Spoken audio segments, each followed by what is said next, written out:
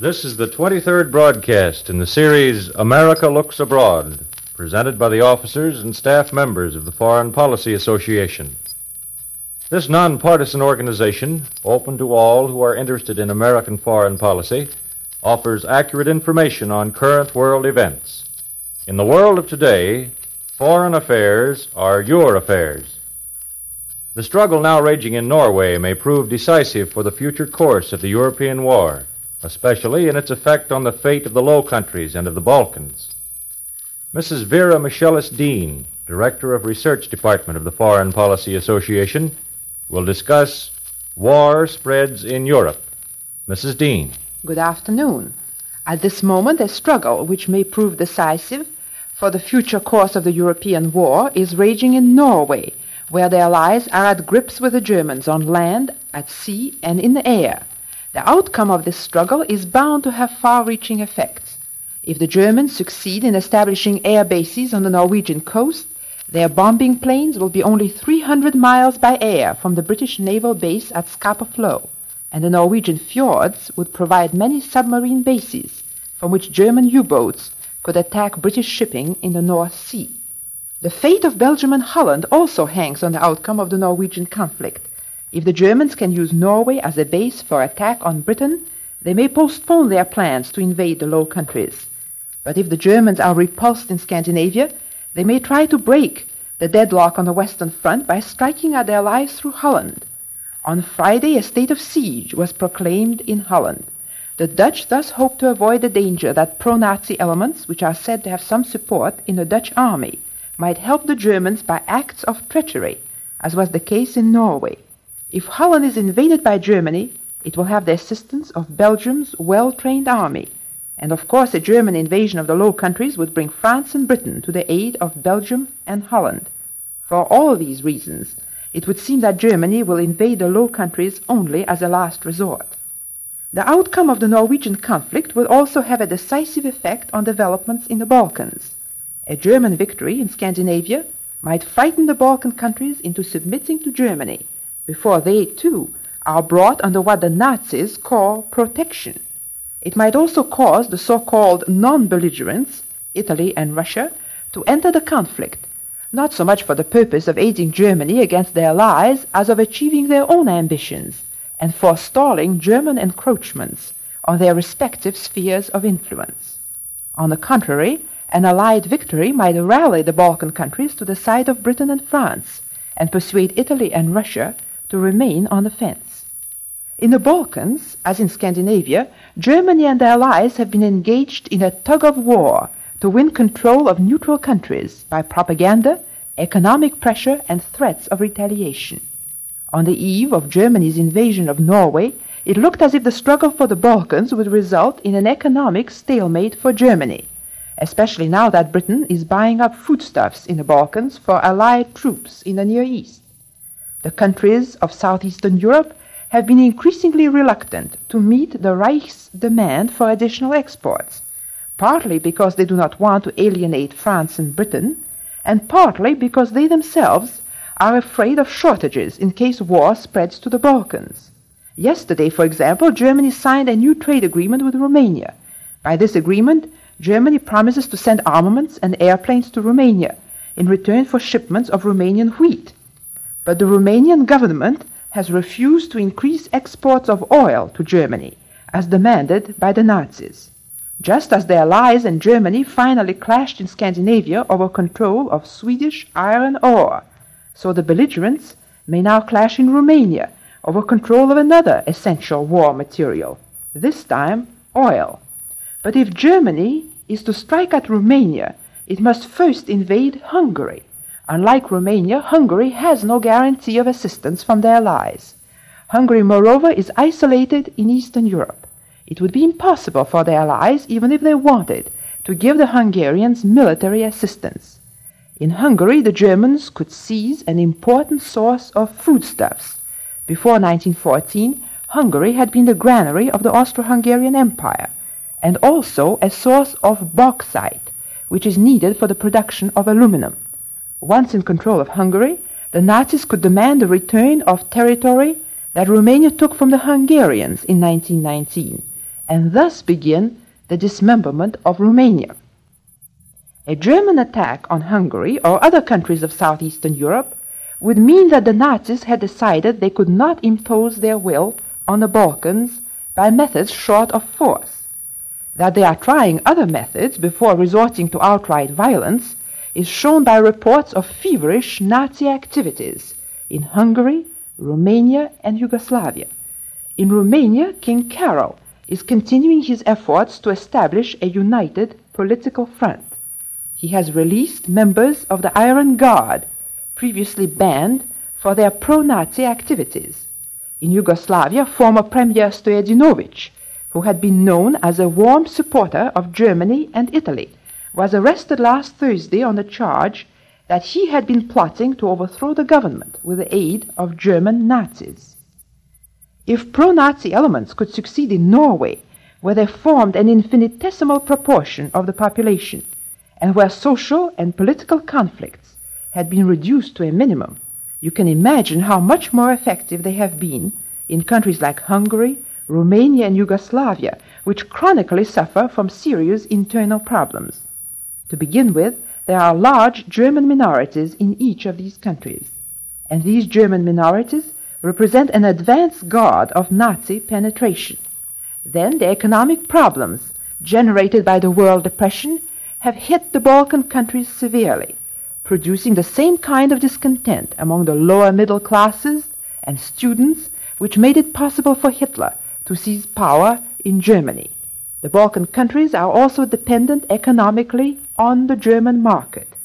Add to this the fact that not one of the Balkan countries is really united internally, so that in Romania, for example, there is a constant struggle between Romanians, Hungarians, and Germans, while in Yugoslavia there is still a conflict between Serbs and Croats. When all these problems are taken into consideration, the wonder is not that Nazi propaganda has made headway in southeastern Europe, but that it has not proved more destructive. The course followed by the hard-pressed Balkan countries will depend ultimately not only on the relative pressures applied to them by Germany and their allies, but also on the attitude of Italy and Russia. Mussolini is now approaching the point where he may have to make the choice between the two belligerents, which he has so far carefully avoided. He prides himself on his independence. He insists that whatever his decision, it will be made without consideration for the wishes of either Germany or their allies. Germany, of course, hopes that Italy will enter the war at this juncture and divert the attention of their allies from the north to the Mediterranean and the Balkans.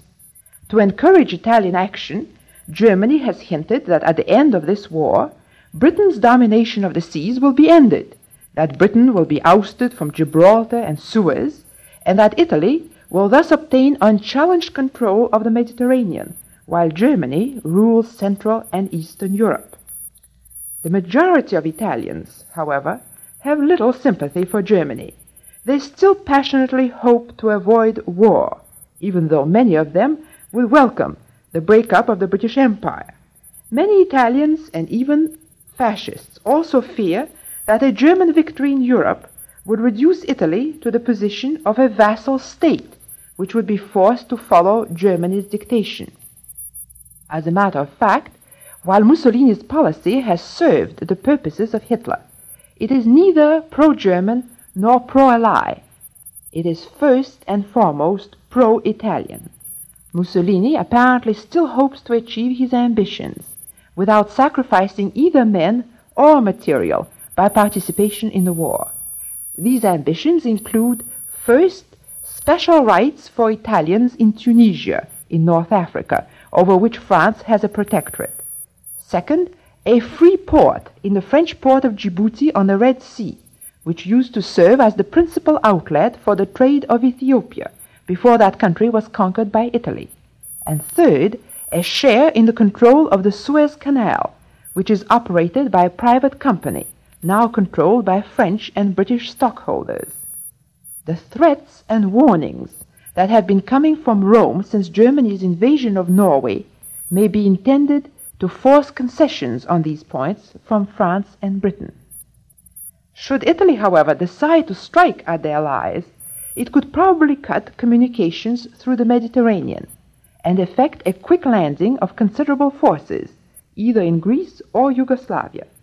Such a naval attack could be supported by a land attack from Albania, which Italy conquered in 1939.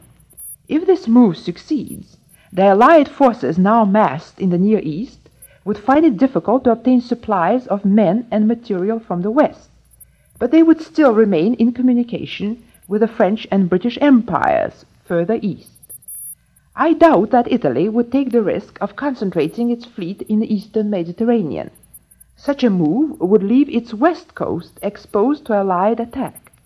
France might then deliver blows by land and air on Italy's vital industries, which are concentrated in the north.